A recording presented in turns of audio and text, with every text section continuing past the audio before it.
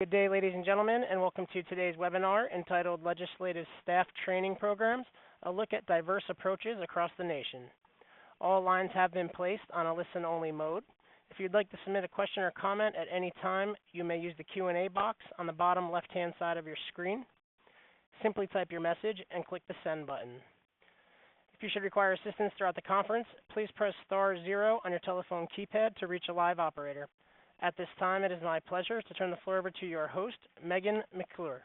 Ma'am, the floor is yours. Thank you very much. First off, I'd like to thank the Legislative Research Library and Staff section who conceptualized and executed this webinar and the support by a generous e-learning grant from NCSL. Thank you all for spending your Friday afternoon with us. My name is Megan McClure, and I'm the NCSL liaison to LRL, and I will be moderating our webinar today. A couple quick technical notes before we get started. The presentation can be downloaded at any time during the presentation. Simply click on the Media Library icon located in the upper right-hand corner. It looks like a yellow piece of paper with a blue bar graph in front of it. The webinar will be archived within one week.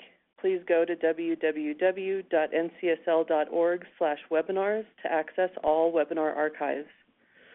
And you can ask a question at any time by entering it into the box located on the lower left-hand side of the screen. Without further ado, I'd like to introduce our first speaker, Sharon Violini. Sharon is the Deputy Secretary of Operations for the California State Senate. Her primary responsibilities include, but are not limited to, overseeing the member and staff training, constituent outreach programs, along with related flyers, mailers, and brochures, and working with the Capitol Curator. Prior to assuming the Senate Rules Committee position, Sharon served as a member chief of staff in both houses of the legislature. She has a master's degree in public history and has taken classes in how to be an effective trainer through the California State University, Sacramento's certificate program. She was inspired by the NCSL LSMI program and continues to take leadership classes and seminars. Welcome, Sharon. Thank you so much, and hello. A shout out to everyone across the U.S. I am very, very happy to be part of the program today, and I'm going to provide you a brief overview of how the California State Senate developed its Training and Professional Development Office. And it's been a journey and will continue to be a journey. So at the conclusion of this program, should anyone have any questions, please feel free to contact me. This started out as a vision. And 4 years later, we offer and deliver over 50 trainings annually, regularly, and they consist of legislative briefings and retirement seminars and member training. I just want to go over a little bit about the California State Legislature. We are a full-time legislature represented by 40 senators and 80 assembly members. It's important to note that we are one of 15 states that have term limits. Each legislative session lasts for 2 years, and we adopt an annual budget in June. The reason why I bring this up is because when we're planning our trainings, we have to work around this schedule. The Senate Rules Committee is the employer and assigns each Senate member office approximately 10 to 12 staff positions. These positions include a chief of staff, district director, field reps, schedulers, legislative aides, office managers, etc. In essence, a member can decide how many positions they need in their capital and district office within that 10 to 12 staff positions. Committee staff are dealt with separately under the Rules Committee. Let's talk a little bit about differences between capital and district staff. The majority of our trainings are held in Sacramento, the state capital, and live streamed to district offices. Our courses range from new staff orientations, legislative briefings, to legislative staff specific field rep trainings. The capital and district staff needs are very different, and we do our best to address those differences. And we hold the legislative workshops, we have 4 annually, and we stream those to the district staff so they have a greater understanding of what's going on up here in Sacramento. We provide district staff workshop, roundtable discussions, field rep training, information on how to interact with state agency liaisons for both the capital and the district staff.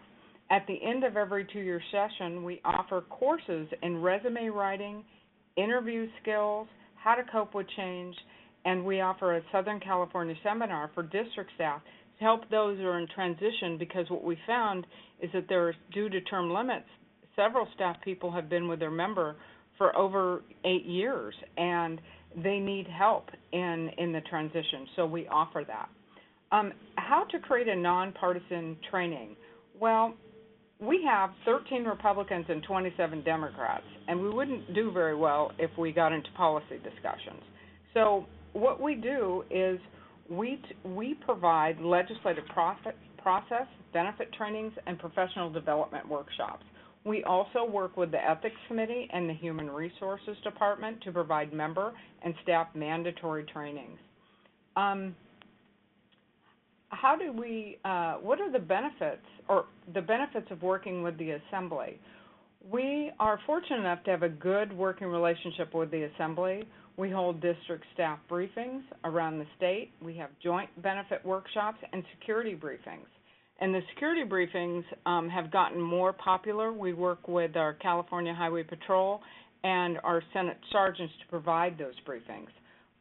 We work together to provide social media training, and what we found by working together, it's beneficial to both houses because it saves money and eliminates the learning curve for staff that's going to move between houses. The history and background of the training office. How do you determine a need for a training office?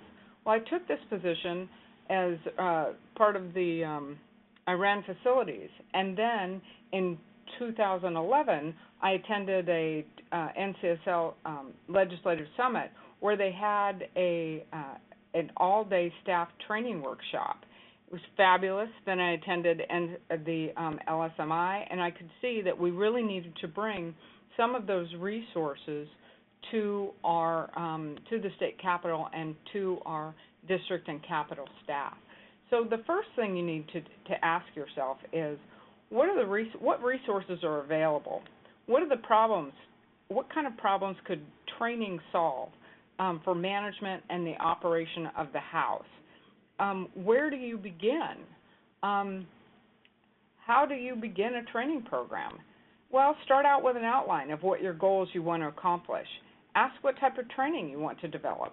Start small, go big. Look for management support. If you have resources that are available, use technology. I can't tell you how technology has helped us in the development of our training website. We have a training tool that offers course descriptions.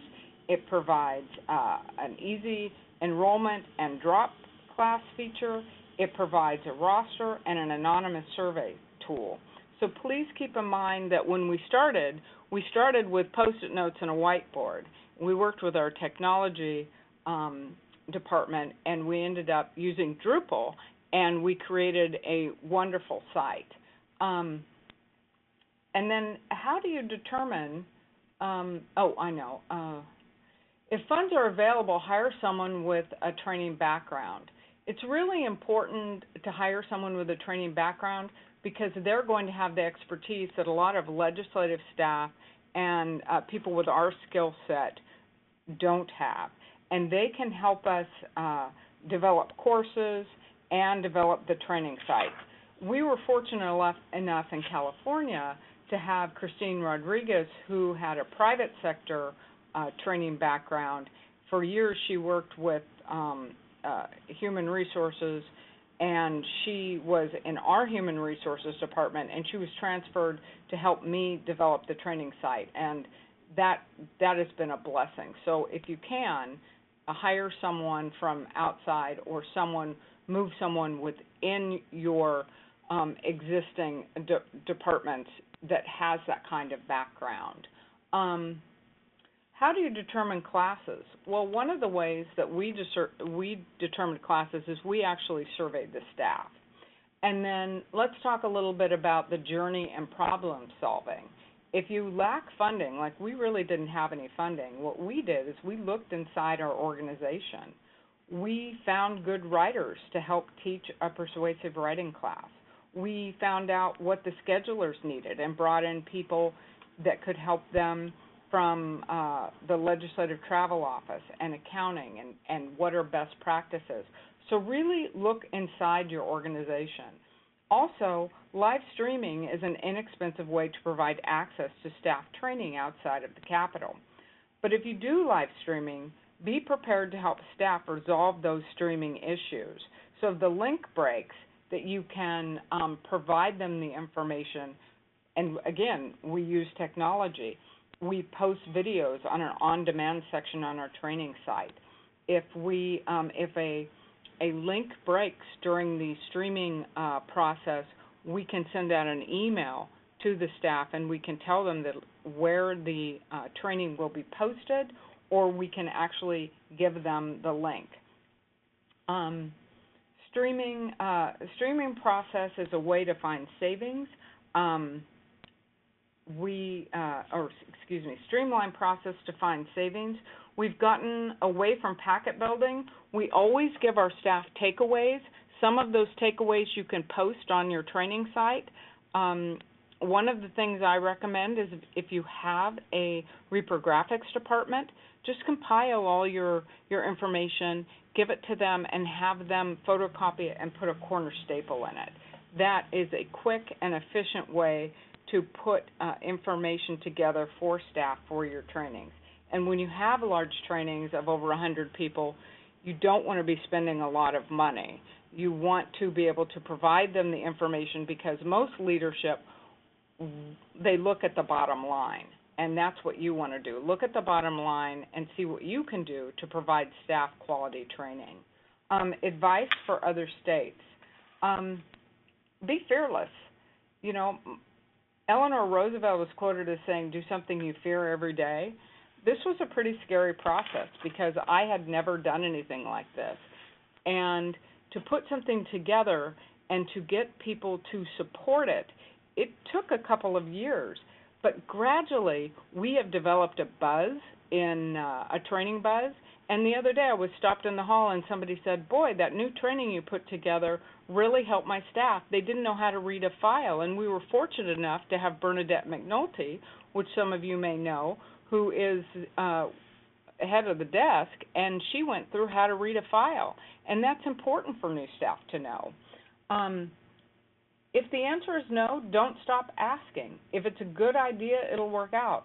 For instance, our new member training program really didn't take off until this year. Now we're looking towards 2018, and we have a formula to make it successful. Lack of funds, then be creative. We've talked about live streaming. We have in-house video programs.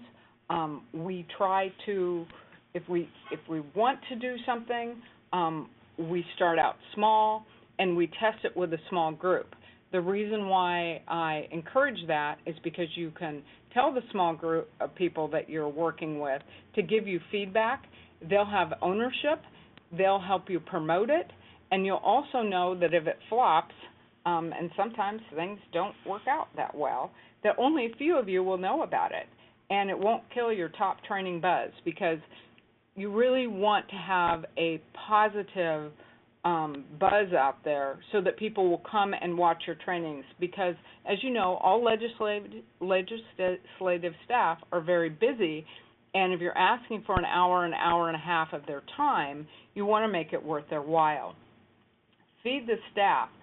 That's important. We provide coffee, water, cookies. It helps set the mood. We found that at district office trainings, by providing a morning coffee, people mingle. They get to know each other. It's a great thing to do if you can afford it. If you can't, then that's understandable too. But I highly recommend it because it sets the mood. And then one thing I don't have here before I close, I want to talk to you about showing gratitude. The gratitude to the people who attend, the gratitude thanking the people who help you. I bake cookies. You can just send a simple thank you note, but it's important to tell those that help you develop your program, thank you. And have fun, and best of luck on developing your training programs. Thank you very much, Megan. Thank you, Sharon. Our next speaker today is Jessica Karls-Rupplinger. Jessica is the Deputy Director of the Wisconsin Legislative Council. She assists the Director in the management of the office and staff. She also provides legal and research services to members and committees of the Wisconsin Legislature on issues relating to elections, campaign finance, judiciary, labor and employment, and legislative procedure. She received a law degree from Marquette University Law School and a BA in political science from the University of Wisconsin-Madison. Welcome, Jessica. Thank you very much. Hi, everyone. Thank you for attending this webinar this afternoon. So I'm going to talk about two of the programs that the Wisconsin Legislative Council provides to train legislative staff. So before I get into those individual programs, though, I want to just provide a little bit of background about the Wisconsin Legislature. So in Wisconsin, we have a Senate and Assembly, and in our Senate there are 33 members who serve 4-year terms, and in the Assembly there are 99 members who serve 2-year terms. And in each house of the legislature there's a chief clerk and a sergeant-at-arms, and then each legislator has his or her own personal staff as well. That can range from anywhere from 1 to 4 staff, and then some offices, especially leadership offices, have staff that exceed 4. In addition to those various staff, the legislature is served by 5 nonpartisan service agencies, and the service agencies provide services to both houses of the legislature. The Legislative Council, which I work for, provides legal and research services, including staffing committees and responding to research requests for individual legislators. The Legislative Reference Bureau provides bill drafting and library services. The Legislative Fiscal Bureau provides fiscal research services, and staffs the Joint Committee on Finance. The Legislative Technology Services Bureau provides technology services, and the Legislative Audit Bureau provides or conducts program and financial audits. And the legislative session in Wisconsin runs from January of an odd number year to March or April of an even numbered year. So for this session, it began on January 3rd of 2017, and the last session day will be March 22nd of 2018. And there are various floor periods spread throughout that 15 or 16-month period. So at the Legislative Council, we provide various training programs. One of the training programs that we do is an internal training program for the new legal and research staff that join our office. In addition, we provide a number of training programs for legislators and for legislative staff. We have a new member institute, which is something that's required that we provide under state law, and it's targeted to new legislators. And it's a program that we hold for new legislators about a month before they take office. And we go through a number of topics, including discussion of the 3 branches of government, legislative process, ethics, open records, etc. We also have a training that we do for new standing committee chairs, and we also have various symposia and forums that we conduct throughout the session. And then in addition, we have a training that we do for the personal staff to legislators. So I'm going to talk about 2 of our programs, the first being the internal program that we have to train our staff at the Legislative Council, and then I will end with discussion about the training that we do for the personal staff to legislators. And before I move on to discussion of the specific training programs, I just want to mention that most of our external training is actually planned by a task force that we have internally. So in our agency, we have a task force that's dedicated to creating and hosting these different training programs, which provides some continuity from session to session, and also consists of a more formal process to receive input from members of our staff about training. So the first training program I'm going to describe is the training that we do for our staff internally. So when someone joins our office, they go through a general orientation process, which is they meet with human resources, they meet with our director, and just get oriented with their new environments. In addition, the new staff here are assigned 3 people in the office to assist them in different tasks. The first assignment is the assignment of a mentor, which is a direct resource for any questions that the new staff would have. The second assignment is a writing reviewer, which, as the name implies, is someone that reviews the new staff's writing, and that generally is done for the first year of employment. And finally, the new staff is assigned a committee preparation coordinator, and this person assists the new staff in preparing to staff standing committees, and the coordinator also attends the first few meetings with that new staff. This is the committee preparation coordinator is a more recent addition to our training program. Because of the emphasis our office has on committee staffing, we thought it was good to have someone dedicated solely to that purpose. And over time, we've had this training program in place for decades, but over time there's been more structure and added to the program, and there's been more involvement from all of the staff internally. I think early on it was the mentor did most of the work with the new staff, but now we have all of the staff involved in some aspect of the training, which provides that new staff member more one-on-one time with each person in the office. So part of this, a big portion of this training program is training in actual various topics, which occurs during the first few months of employment. And the training is done, again, by the staff. Each staff here is assigned a certain training topic and does that training for the new employee. So I'm going to go through a few different training topics that are addressed in the training for the new staff here. The first are the general training topics, and these topics touch on the 3 branches of government. So we have legislative, executive, and judicial, as well as some training on the state budget process.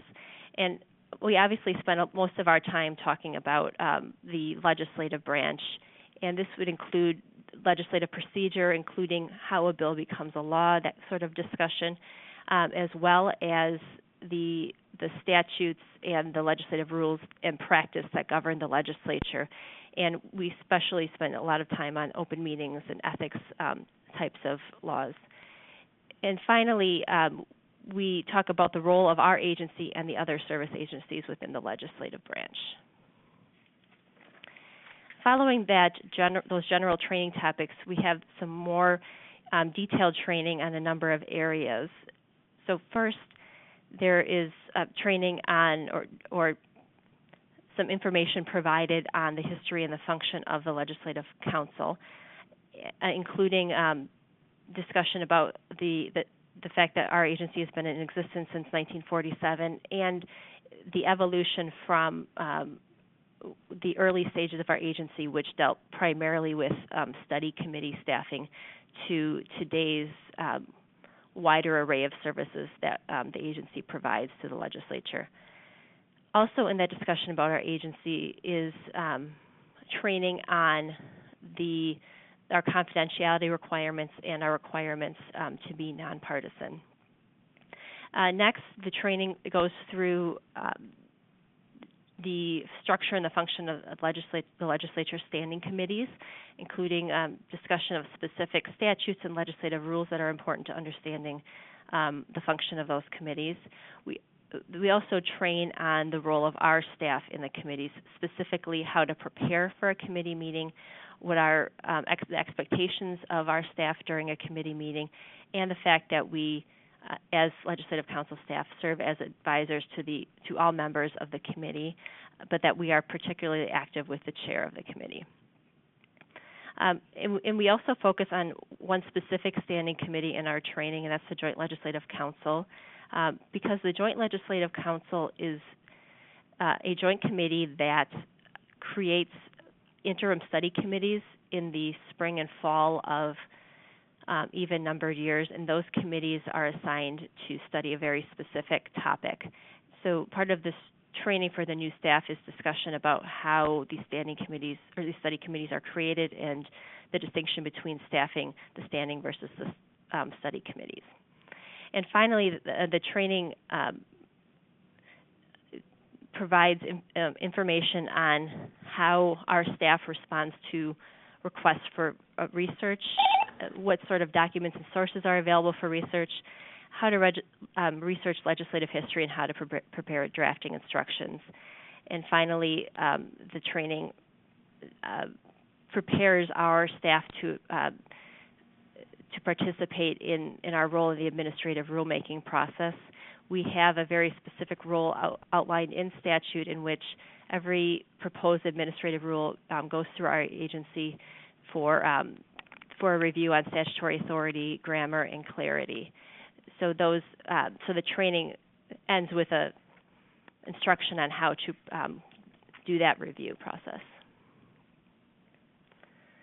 All right, and then I'm going to briefly touch on the training that we do for the legislators' personal staff, and this is a training that we do at the beginning of every legislative session, and it's an opportunity for our staff for the Legislative Council to be introduced to primarily new legislative staff, because the program is targeted at new legislative staff, although we have attendees who have been in the building for several years. The training occurs over the series of 3 mornings. They're Friday mornings in January, and the presenters are invited speakers or staff from our agency.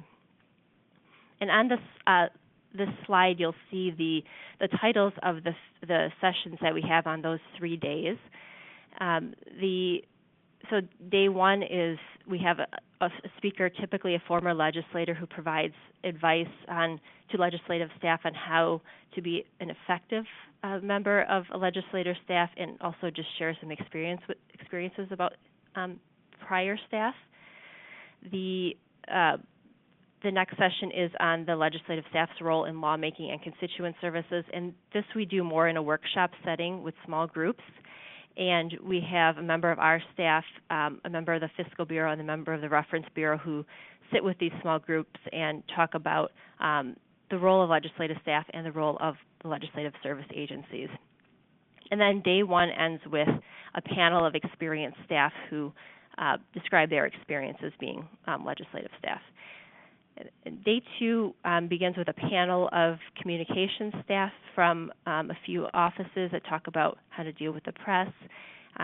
We also on that day have a presentation by one of our staff members on just Wisconsin law and government in general.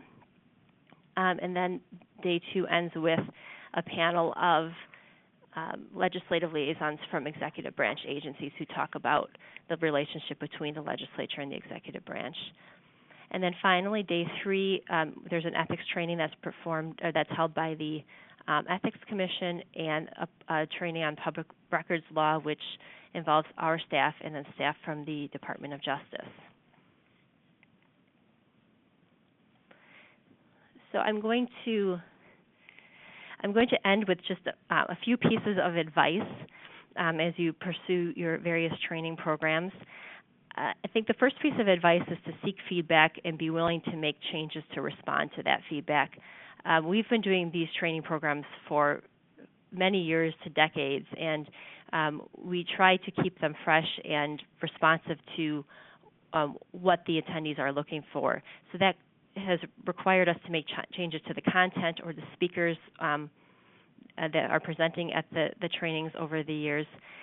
And we solicit feedback from the attendees, but we also have we use our task force internally to solicit feedback from our staff about what we think might work better in the future. The second piece of advice is to be efficient in your use of time. So legislators and their staff they're very busy, and they have a lot of commitments. So whatever you can do to make sure that the training is an efficient use of their time is probably going to be most appreciated by those attendees. And then third, it's important to make sure that people are aware of your training. So I would encourage you to market it well and market it often. We do email distributions a certain time period out from the training, and then repeat that marketing, including putting out notifications on the same day. So I will conclude there, but good luck in pursuing your training. Thank you, Jessica. Our final speaker today is Susan Seitz. Susan is a principal legislative analyst in the Legislative Analysis Division of the North Carolina General Assembly. She has been with the General Assembly since 1996, and her areas of expertise are criminal law, motor vehicle law, juvenile delinquency, and alcoholic beverage control. She has degrees in criminal justice and political science from the University of North Carolina at Chapel Hill and a JD from Campbell University. Welcome, Susan. Thank you, Megan, and welcome everyone to the webinar. I am actually going to talk a little more specifics because unlike Jessica and Sharon, my training program is much more specific to a target audience because our training programs are spread out across our General Assembly. To give you a little background about the North Carolina General Assembly, we have 50 members of the Senate and 120 members of the House of Representatives. They are all reelected every 2 years. There is a principal clerk in each chamber, sergeant-at-arms in each chamber, and then each legislator has their own staff of usually 1 to 2 people, except in some of the leadership offices there are certainly more staff involved. We have a central legislative services office that is our central nonpartisan staff, and we serve both chambers. That office contains several different divisions: bill drafting division, which does most of the initial bill drafting prior to introduction, legislative analysis division, which does most of the committee staffing, fiscal research division, which does obviously the fiscal information. Program evaluation is a division that does some studies of state agencies and larger, long, in-depth studies. Information Systems Division is our technology division, and then our Administrative and Human Resources offices that deal with all the running of the General Assembly. The North Carolina General Assembly has 2 legislative sessions in a biennium. We have what we refer to as the long session in odd-numbered years that typically starts in January and runs anywhere from mid to late July, possibly longer. North Carolina has no term limits and no session limits, so there's no set end date to when the General Assembly adjourns each year. In even number years, they don't come in usually until the end of April, sometimes early May, and then they usually adjourn mid to late July. As I mentioned, the training programs are spread out across the General Assembly. I am going to talk primarily today about training for the bill drafting and the legislative analysis divisions, mostly about new employee training, a little bit about the continuing education training that we do. Fiscal Research Division does their own training. There is a new member training that is put together by several different groups. There's a committee chair training, there's legislative assistant training, and then our Information Systems Division does computer training on an ongoing basis as well. But I am not involved in most of those, so I'm just going to talk about what I know a little bit about. So training for new employees, we have been, in the 20-some years that I've been here, for the most part, we've had very little turnover, and when new employees have come in, it has been 1 or 2 at a time. However, in the past few years, due to primarily retirements, we have had a lot of turnover, and we have had a lot of new people coming in, and we've really struggled to deal with it because they haven't been coming in always in an interim situation. Some of them have been coming in the middle of a session, and we've struggled to try to learn how to train them while the rest of the staff that should be doing the training is consumed with the work of the legislative session. So I'm going to talk a little bit about the formal program that we try to do when we have time in the interims that they all receive at some point. And then I'll talk a little bit about what we've tried to do to fill in some of the gaps when that's not possible. Our formal program we have had as long as I've been here, which is over 20 years. And in general, we run it about 2 weeks long. It is largely all that they do for 2 weeks, where they go to presentations for a couple hours and have some breaks and everything, but that's essentially their job for a couple of weeks. It includes presentations. We have recently added homework, for lack of a better term, and some field trips, and I'll talk more about those in a minute. But the basic topics we can cover are drafting bills, proposed committee substitutes and amendments, staffing of the committees, both standing committees during session and interim committees, as well as staffing the chambers when they are in legislative session. preparing bill summaries, the internal processes of our legislature, the rules, parliamentary procedure, and then we have a number of special subjects related to some of the rules that we cover.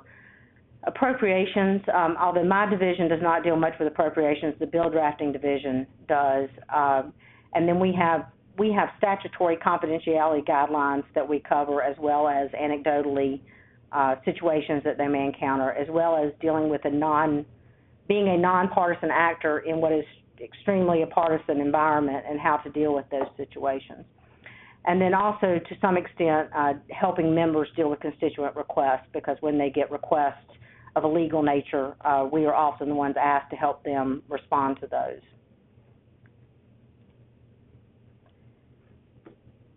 But as I indicated, some of the challenges we've had recently, due to the large volume of new staff coming in, is that a lot of them have not been coming in when we could do that formal program.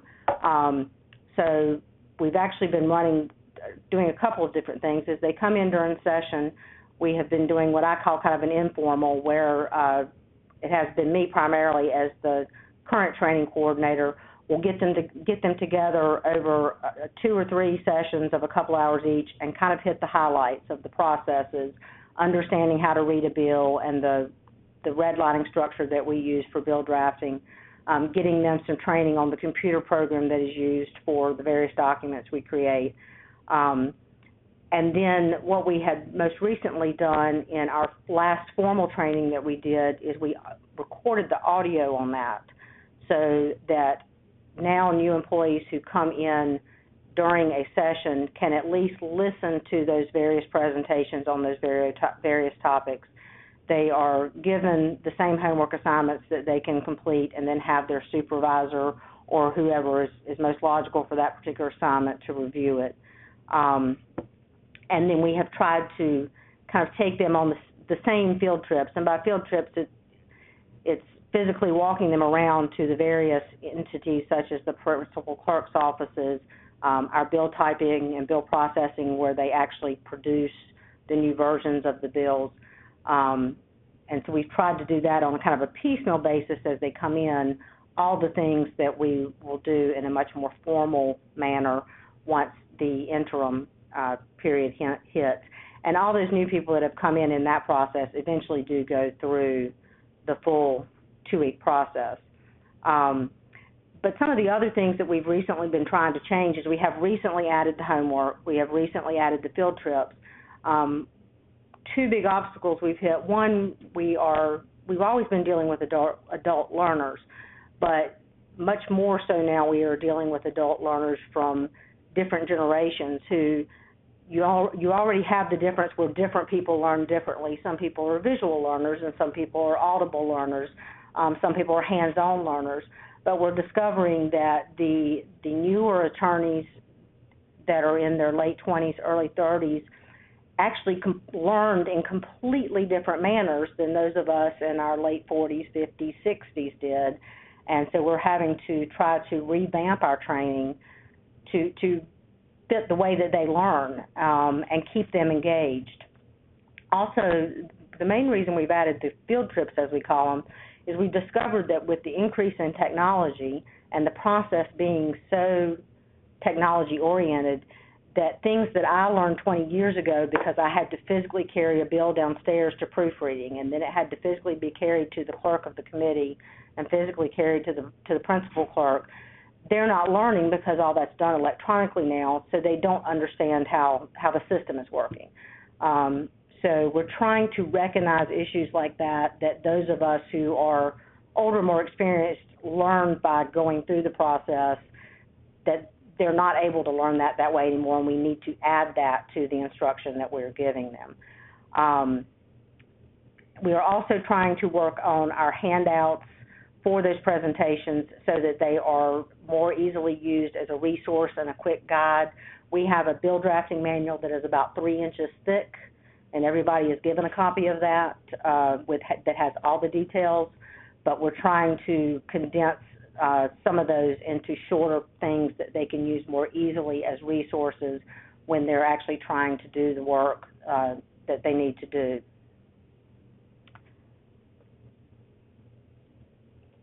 Pardon me. So that's kind of where we are on the new employee training. We also do try to do some continuing education with our existing staff.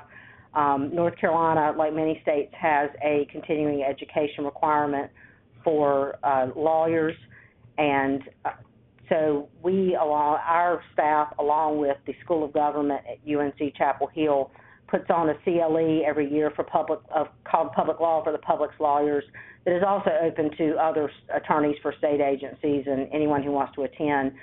But we do it in order so everyone can get their CLE requirement in basically 2 days and not have to go outside and find programs.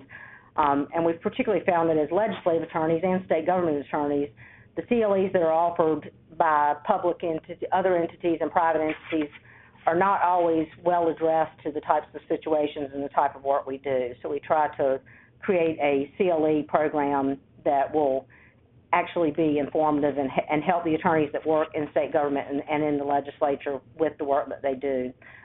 We also regularly use NCSL webinars that are done like this.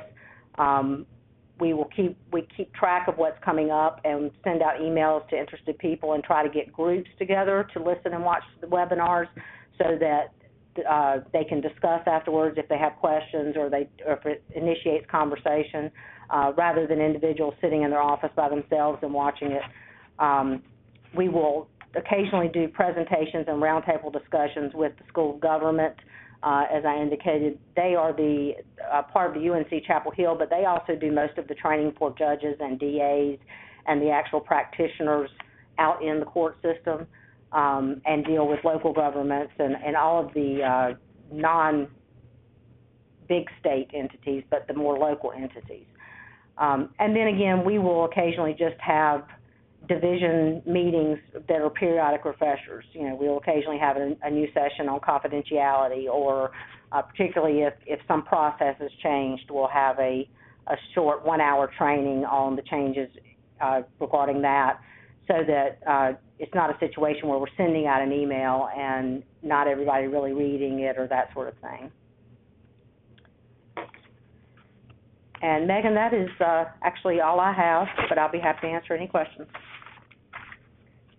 Thank you, Susan. We do have time for a few questions. If we don't get to your question before the end of the webinar, please feel free to contact the speakers or myself. Our contact information is on this last slide, and we're happy to hear from you and answer any questions you may have. So if anybody has any questions, you can type them in the box in the bottom, and just let us know which speaker your question's for, or if it's just a general question for everyone.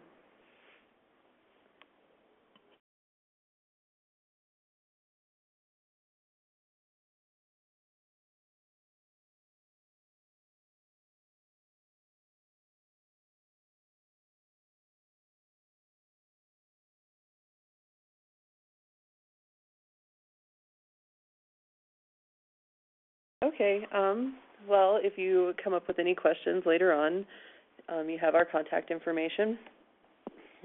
First off, I would like to thank our speakers who generously volunteered to speak with us today. I would also like to thank Julia Covington, the LRL Vice Chair, who has done the bulk of the work from the initial topic idea to finding speakers and getting all of us together. Also, thank you to NCSL for generously providing funding for this webinar.